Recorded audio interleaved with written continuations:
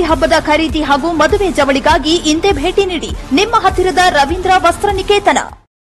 ನಮ್ಮ ದೇಶದಲ್ಲಿ 2 ಸಂವಿಧಾನ 2 ವಿಧಾನ ದೋ ವಿಧಾನ್ ದೋ ಸಂವಿಧಾನ ದೋ ನಿಶಾನ್ ನಹಿ ಚಲೇಗಾ ಅಂತ ಹೇಳಿ ನಮ್ಮ ಅಖಂಡ ಭಾರತದ ಕನಸನ್ನ ನಮ್ಮ ಪೂರ್ವಜರು ಕಂಡಿದ್ರು. ನಮ್ಮ ಭಾರತೀಯ ಜನತಾ ಪಾರ್ಟಿಯ ತತ್ವ ಸಿದ್ಧಾಂತ ಕೂಡ ಆಗಿತ್ತು. ಆದ್ರೆ ಇವತ್ತು ನಾವು ನೋಡಿದಾಗ ಇಲ್ಲಿ ನಮ್ಮ ಯಾವುದೇ ಕೂಡ ಹೊಲದ ಆಸ್ತಿಯ ಒಂದು ತಕರಾರುಗಳಿದ್ರೆ ಸಿವಿಲ್ ಕೋರ್ಟ್ ನಲ್ಲಿ ನಾವೆಲ್ಲರೂ ಅದಕ್ಕೆ ನ್ಯಾಯವನ್ನ ಪಡ್ಕೊಳ್ಳುವಂತಹ ಒಂದು ಕಾನೂನು ಏಕಮುಖಿ ಕಾನೂನು ಇರಬೇಕಾದಂತದ್ದು. ಆದ್ರೆ ಇಲ್ಲಿ ವಕ್ಫ್ ಅನ್ನ ನೋಡಿದಾಗ ಇಲ್ಲಿ 2 ಕಾನೂನುಗಳನ್ನಾಗಿ ನಮ್ಮ ಕರ್ನಾಟಕ ಅಷ್ಟೇ ಅಲ್ಲ ನಮ್ಮ ದೇಶದಲ್ಲಿ ಕಾಂಗ್ರೆಸ್ ಸರ್ಕಾರ ಮಾಡಿ ಹೋಗಿದೆ. ಇದರಲ್ಲಿ ನಾವೇನಾದ್ರೂ ಸಿವಿಲ್ ಕೋರ್ಟಿಗೆ ಹೋಗೋ ಹಂಗಿಲ್ಲ.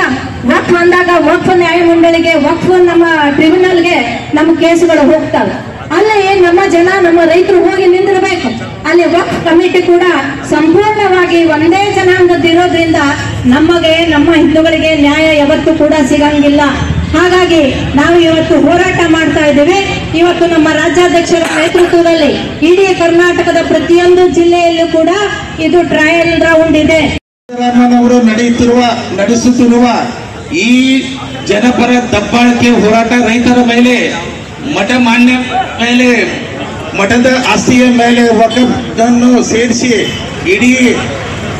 ಇಡೀ ಆಸ್ತಿಯನ್ನು 100 ವರ್ಷದಿಂದ ಮಾಡುತ್ತಾ ಬಂದಿರುವ ನಮ್ಮ ರೈತ ಬಾಂಧವರಲ್ಲಿ ಎಲ್ಲರಿಗೂ ಅಂಜಿಕೆ ಹುಟ್ಟಿಸಿ ಪಹಣಿ ಪತ್ರಿಕೆಯಲ್ಲಿ ವಕಫ್ ಅಂತ ನಮೂದಿಸಿರುವ ಈ ಕಾಂಗ್ರೆಸ್ ಸರ್ಕಾರದ ವಿರುದ್ಧ ಇವತ್ತು ನಾವು ಹೋರಾಟಕ್ಕೆ ಇಳಿದಿದ್ದೇವೆ. ಈಗಾಗಲೇ ನಮ್ಮೆಲ್ಲರ ವೇದಿಕೆ ಮೇಲೆ ಇದ್ದ ಎಲ್ಲ ನಾಯಕರು ಈಗಾಗಲೇ ಸವಿಸ್ತಾರವಾಗಿ ಮಾತಾಡಿದ್ದಾರೆ. ಈ ಹೋರಾಟ ಈಗಾಗಲೇ ಹೇಳಿದಂತೆ ಇದು ಪ್ರಾರಂಭ.